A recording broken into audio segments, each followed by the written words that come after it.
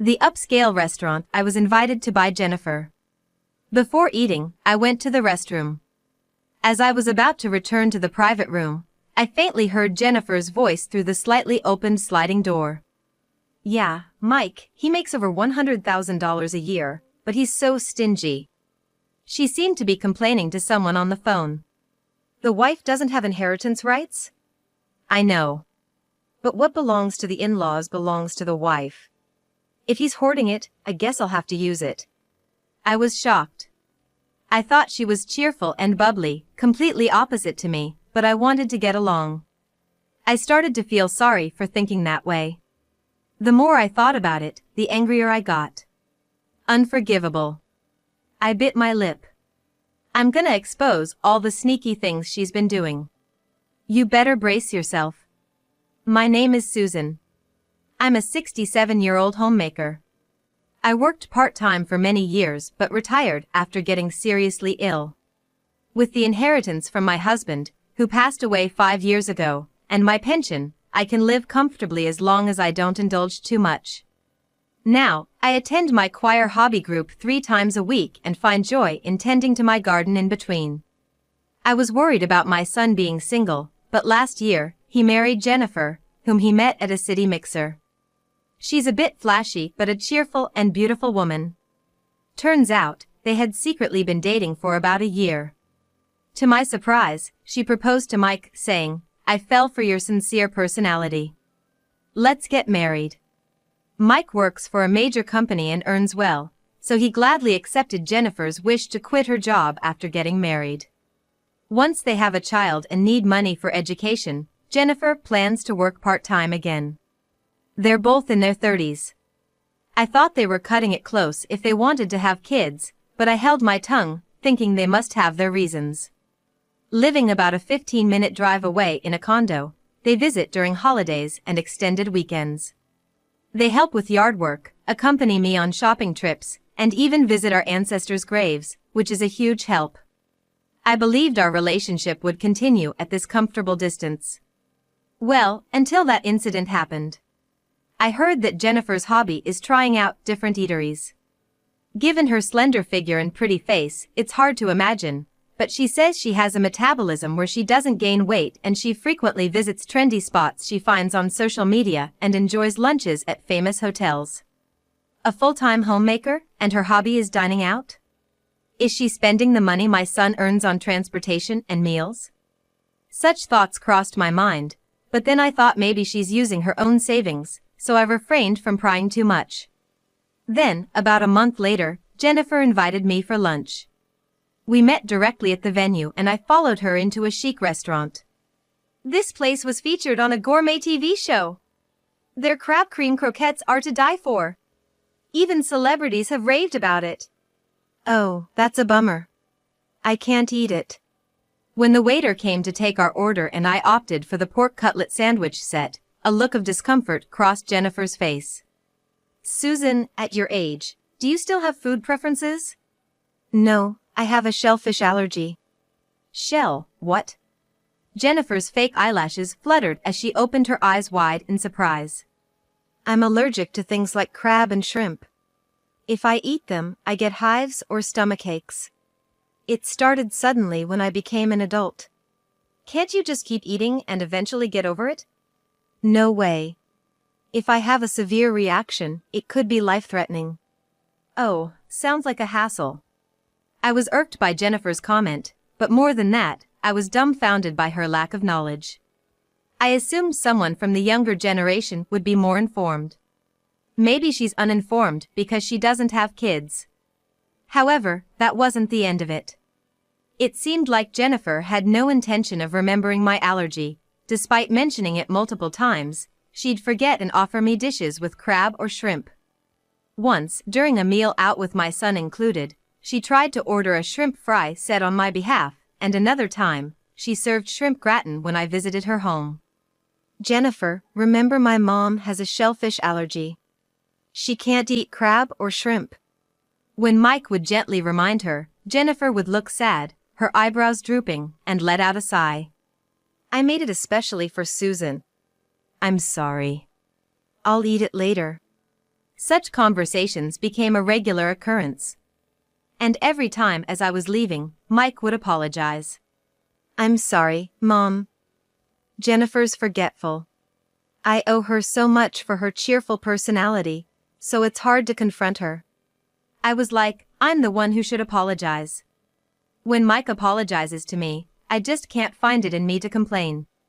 I'd reply, forcing a smile and apologizing even when I'd done nothing wrong. After a year, Jennifer, who finally remembered that I have a shellfish allergy, began to frequently invite me out for meals. I've heard that Mike, who's busy with work, often has dinner with his juniors and colleagues. Probably she doesn't want to eat alone, which is why she invited me. While I appreciate the invitations, it's problematic when she drops by unannounced. Even though I've retired from my job, I still have commitments and plans. Especially on my choir practice days, I have to send Jennifer away. Mondays, Wednesdays, and Fridays, and when there's a tournament or a music performance coming up, there's practice on weekends and holidays too. So, I really wish she'd called before coming. I've told her countless times, but Jennifer always pops in unexpectedly. The other day, she confronted me loudly at the front door. "Who's more important to you, me or your choir?" Obviously, the choir. I almost blurted out that, but I held back and ambiguously smiled, saying, "I'm sorry," and started my car. Of course, when I'm free, I try to accommodate her as much as possible. However, the restaurants Jennifer prefers are always the high-end ones that are popular on TV or in magazines. But since she's making the effort to invite me, I can't let my daughter-in-law pay, so I end up footing the bill. And every time when the bill comes, Jennifer shows the mobile phone hanging around her neck to the cashier. Please add the points. Yes. Every single time she dines and drinks on my dime, she cleverly gets the loyalty points. When I vented to a friend, they assumed I was just bragging about my good fortune. Being invited out by such a sweet daughter-in-law? They told me I should be grateful. Spending hundreds of dollars every time we eat out seems a bit much to me. But it's not like I'm struggling financially, and considering it's a way to bond with my daughter-in-law, it's hard to refuse. One day, as these frustrations accumulated, I received a call from Jennifer. Bracing myself for another dining invitation, I was surprised by the bubbly tone in her voice. "Hey Susan, did you win the county choir competition?" It seems Mike told her. I couldn't hide the pride in my voice. "Yes, I did. We're finally going to the national competition." "That's great. That's impressive." "Thank you." I couldn't help but smile. It's always nice to hear words of congratulations. Then Jennifer made a surprising offer. "Why don't we celebrate at a nice restaurant? And don't worry, it's on us." "That's sweet of you. Are you sure? You don't have to do this." Given her usual choice of upscale places, when Jennifer mentions a nice restaurant, I can't help but think she'll pick somewhere super fancy, and it gets me all jittery. It's all good. How about La Rouge Aurora, the gourmet restaurant near the next station? I hesitated for a moment.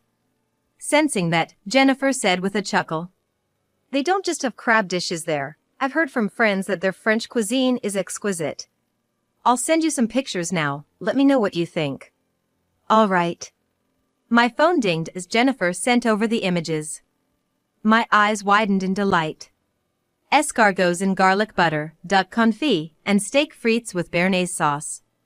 Each gourmet dish looked mouth-wateringly delicious. I replied to Jennifer that I'd be happy to try them out, and she sent back a smiling emoji saying she'd book a table for the three of us. I had already celebrated with my choir group, but getting to celebrate with family was unexpected. The bad impression I had of Jennifer started to fade, and I eagerly counted down the days. On the day, I met Jennifer near the station. "Mike's gonna be late because of work. If our order arrives first, go ahead and start without him." "Okay. It must be tough working on weekends." Walking down the brightly lit street filled with restaurants, we arrived at a restaurant with an elegant and exclusive atmosphere. It was the restaurant we had booked. Upon entering and stating our reservation, we were guided to a private room. On the wall was a classic French painting, and through the window, a beautiful view of a French-style garden could be seen. The room had an old-world elegance typical of a traditional French manor. "Susan, do you need to use the restroom?" "Yes, I'll go ahead." I placed my purse down and got up. A few years ago, after a certain illness, I had told Jennifer I needed to frequent the bathroom more. As I was about to return to our private room from the restroom, I heard Jennifer's voice through the slightly opened sliding door. "Right, even though Mike earns over $100,000 a year, he's such a miser." I couldn't believe what I was hearing. It sounded like she was complaining to someone over the phone. I hid behind the sliding door, trying to listen in more. I know a wife doesn't have inheritance rights, but whatever his parents own is mine too. If they're saving up, I might as well spend it. I was frozen in shock when someone gently tapped on my shoulder. I turned around, stifling a scream. A woman in an elegant evening gown gestured for me to be quiet. It was the restaurant owner I'd seen in their official video. She gestured towards a different private room further back, leading the way. Once inside, she, with her elegantly poised fingers, closed the door and with a tense expression shared something with me. "Ms. White, please get out of here right now." "Huh?" Looking surprised, she spoke to me with a serious expression. "I know it's presumptuous to ask you to trust a stranger like me, but everything I'm about to tell you is the truth." "Okay." "Actually, Jennifer White visited our place with an acquaintance of mine in the past." The restaurant owner then told me about the conversation she overheard at that time. I listened with a mix of skepticism and belief, and was left speechless by the shocking revelation. As I processed the information, anger began to bubble up within me. So, Jennifer had planned this all along.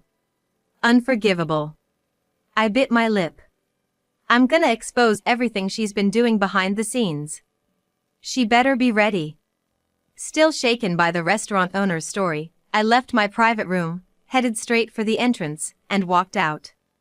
On my way home, I called the police for advice, which eased my anxiety a bit. After arriving home, I acted like I knew nothing and contacted Jennifer. "I'm sorry. I felt sick, so I had to leave early. That throws off my plans." "Oh, never mind."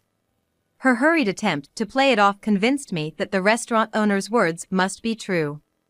To my surprise, I was disappointed. I guess a part of me wanted to believe her. "I'm really sorry. I'll treat you to dinner at another place as an apology." "Okay." After hanging up with Jennifer, I called another number and relayed our conversation. A week later, I called Jennifer. In an apologetic tone, I made a suggestion. "I'm really sorry about the other day. As an apology, how about dinner at the popular beef bourguignon restaurant, Le Fleur?" "Wait, you got a reservation at Le Fleur? Awesome!" I could hear Jennifer's excitement over the phone. "What's going on?" Suddenly, a young man's voice came from her end. "It seems like someone is with Jennifer." "We're getting a free meal at Le Fleur." "No way." "That's cool." "Jennifer, are you with a friend?" "Oops, yeah. I'm having dinner with a friend. Let me know the details later. Looking forward to it." After the call ended, I held onto my phone for a while. "Oh, I'm looking forward to it, too." With a smirk, I whispered to myself. A month later, right on time for our rendezvous, I met up with Jennifer and entered a restaurant. It had a different vibe from the traditional diners, cooler and more stylish. Upon being guided to a private room, Jennifer looked puzzled. "A table for 4? Are 2 more people coming?" I replied with a bright smile. "Yes, I invited a couple of friends. One of them you're quite familiar with." "Oh, I need to use the restroom. Be right back." Just like the last time, I left my purse in the room and stepped out briefly. Jennifer seemed concerned about the other patrons at first, but as soon as the lavish meal was served, she seemed completely captivated by it. Her eyes lit up, and she licked her lips in anticipation. "This is my first time eating this. The crispy coating and the fatty part are exquisite. It's completely different from the pork cutlets in ordinary restaurants. The vegetable cream soup with the herbs is delicious too. After such a conversation, just as we were about to dig into the main course, beef bourguignon, there was a soft knock and the wooden door opened. As Jennifer was poking the vibrant ruby-red beef with her fork, she reflexively looked towards the door and exclaimed in surprise. "Bob? Why are you here?" "You invited me here, didn't you? Promised me some premium beef bourguignon." "I didn't call you. Who's that woman with you?" Standing next to the young man was the restaurant owner from the restaurant I had visited a few days ago. "I didn't invite her." "Come on, Sarah, explain." The restaurant owner stepped forward in front of an anxious Bob and gracefully bowed her head. "Nice to meet you, Jennifer. I'm Sarah, Bob's ex-girlfriend. Thank you for visiting our restaurant twice." "Oh, I see.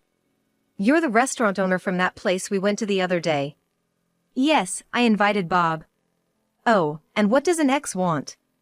Jennifer, seemingly eager to get back to her meal, narrowed her eyes suspiciously at Sarah. "Just thought I should let you know, the conversation you had at our restaurant the other day was clearly audible outside." Both Jennifer and Bob went pale instantly. "You were still there? And you're the restaurant owner now? Eavesdropping on your guests? That's not professional at all."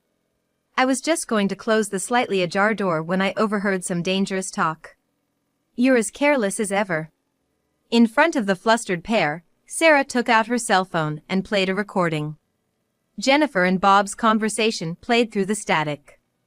"When I snooped around Susan's place, I found a notebook with her pin. Since I peeked, I got it all figured out." Heh, careless. She'd never suspect her family would snoop. "Couldn't find the bank card, but with online banking, as long as I have the PIN, I can transfer it all to my account." Jennifer and Bob looked down, growing increasingly nervous. "When Susan goes to the restroom, I'll grab her credit card. Then, I'll drug her drink, order a ton more food, and just leave. She won't be able to pay, and might even get arrested. It'll be hilarious." The content was so despicable that I felt like I was going to pass out. Did I really bring someone like her into my family? I have to get all of my father-in-law's inheritance. I'll max up the credit card by buying stuff too. They're rich, but they live so frugally. They must have a stash hidden somewhere. Jennifer and Bob stood still, looking anywhere but at each other. Sarah spoke sharply. Allergic-prone Jane is always cautious about her food, making sure there's no crab or shrimp in it. So you thought she wouldn't notice if her drink tasted slightly off, didn't you? Realizing they had exploited someone's allergies, I felt a deep sense of emptiness. I was genuinely happy when Jennifer said she'd celebrate our team's national championship win. "You actually recorded it, huh?" Bob whispered softly next to Jennifer, who was confronting Sarah.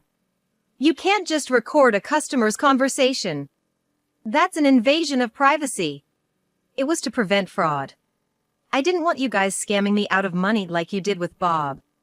"So, you've been doing this sort of thing before, haven't you?" As I glared Jennifer and Bob, Jennifer twisted her body and replied in a sickly sweet voice. "No, that's not it. Bob was being pestered by this woman, so I just tried to help him out. Plus, I didn't do anything to you, Susan. The conversation with Bob was just a joke." "Oh really? Sorry about that." I stood up, intentionally stumbling over Jennifer's bag placed on the floor. Contents spilled out from the unzipped bag. Spotting my card amidst the scattered items, I quickly snatched it and held it up high. Now why is my card coming out of Jennifer's bag? That's strange. What's this crumpled note? "Drug the old hag with a bunch of sleeping pills, make her sleep, raid the shop, and then withdraw the old man's inheritance from the ATM. This will make the White family's savings mine." That sounds like a crime plan. The note spread out on the table was scribbled in Jennifer's messy handwriting. Bob clutched his forehead, groaning. "Idiot! Why were you carrying that around?" "I forget things easily. Forgot to throw it away." With all this evidence, I thought she'd finally give in, but instead, Jennifer pointed a finger at me, getting even more angry. It's mostly your fault. Me? Yes. Because you put such stingy thoughts into your son's head, I'm the one who's suffering. I was taken aback as Jennifer distorted her beautiful face and continued. Mike, even though he's a section manager at a major company and makes good money, he manages the finances himself. He only gives me an allowance of $1,000 a month. That's way too low. For a housewife, getting that much seems pretty generous. Jennifer snapped at the shocked Sarah. How? Mike told me to save from that, but once I go to fancy restaurants and spas, it's all gone. Bob just mooches off me after feeding him. It's not my fault. You're the one who cheated with an ordinary person. Bob shrugged. Hey, you proposed to Mike because of his sincerity, didn't you? Jennifer twisted her lips into a smirk. Of course not. I was attracted to his money and future prospects. I thought if I married him, I'd get to eat fancy food without working, but after marrying, I was disappointed by how stingy he was. Bob, crossing his arms, nodded deeply. When I found the bank book at my in-laws, there were a lot of zeros. Yeah, right. Since it's there, we should spend it, right? We're family after all. What's wrong with taking family money? I felt drained. I couldn't even find the energy to be angry. I had hoped for a bright and cheerful daughter-in-law, someone opposite to me, to have a good relationship with, but now, I just felt sorry for my past self. I wonder how Mike, who had been listening from the other side of the door, felt. Just as I began to regret today's plan, the door quietly opened, and Mike entered. I see. Mike said briefly, looking coldly at the stunned Jennifer and Bob. All the money I worked hard for, you were handing it over to this guy, huh? No. I was just treating him to nice food because he had no money. And helping him out with living expenses. It's the same thing. Well, it's partly my fault for not seeing Jennifer's true nature. Taking a deep breath, Mike declared. Let's get a divorce. You should move out by tomorrow. Huh? Wait a minute. If we get kicked out of our condo, where are we supposed to go? I won't be able to enjoy good food anymore. A flustered Jennifer looked at Mike with pleading eyes and spoke in a pitiful voice. I'm so sorry. I'll reflect on everything, just don't divorce me. I'll even break up with Bob. It's too little, too late. Divorce me and get a job yourself. I don't want to. I enjoy living luxuriously on my husband's money. It doesn't make sense with the money I earned myself. Hearing her absurd reasoning, Mike shook his head tiredly. Why don't you remarry another rich guy? Though, it seems you have something else to take care of first. Huh? Excuse me. A man's voice echoed, and the door opened. A stern-faced man entered the room. I'm with the police. Jennifer White and Bob Harrison, you are under suspicion for drugging and robbery crime. Please come with us to the station. They were shown a police badge. Jennifer and Bob, mouths agape, seemed unable to grasp the situation. Why were you waiting for us? I called them.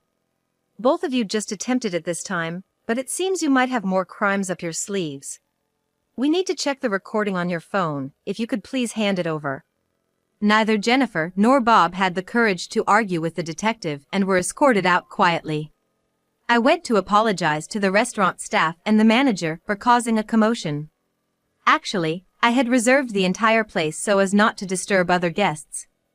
Mike, Sarah, and I returned to our table and enjoyed our meal from the main beef dish to dessert, savoring even Jennifer and Bob's portions. We left the restaurant both full and satisfied. When the police investigated Jennifer and Bob, it turned out they had many past crimes. The pair would use their partner's credit cards without permission, get them drunk to learn their PINs, and then run off with money from their bank accounts. Their modus operandi seemed to be working somewhere while looking for targets, robbing them, then quitting their job and moving to another place. There were already reports filed against them, but with lack of hard evidence and their frequent moves across the country, they managed to avoid detection. But this time, they finally got caught. The two were sentenced to prison, and naturally, Mike and Jennifer divorced. Even when Jennifer is released, she's gonna have to keep paying for her sins. After the property split, including the value of the condo and cars, she's left with $20,000. For someone who finds working diligently unbearable, it's a daunting amount. I hope Jennifer will change her ways and lead a decent life from now on. Seeing the shock Mike experienced from this incident, I purposely avoided mentioning it. Especially right after, he was deeply depressed, saying, "It's because I was so engrossed in work that I gave them an opening." I even troubled my mom. However, being assigned to manage a new project at work helped him regain his spirits. And 3 years later, Mike brought his fiancée home. She was a simple, kind-looking woman. They had reconnected at a high school reunion. Knowing her background was reassuring. I genuinely hope Mike finds happiness this time. Since the incident, I occasionally meet up with Sarah to chat. Though she's younger, we share similar tastes in books and movies, so we get along. I reserve her place for our choir group parties and invite her to our performances. We've maintained a friendly relationship. Sadly, we finished in 5th place in the national competition, but we've set a new goal to make it into the top 3 next time. I want to continue living modestly, fully enjoy my hobbies and social life, and lead a life true to myself.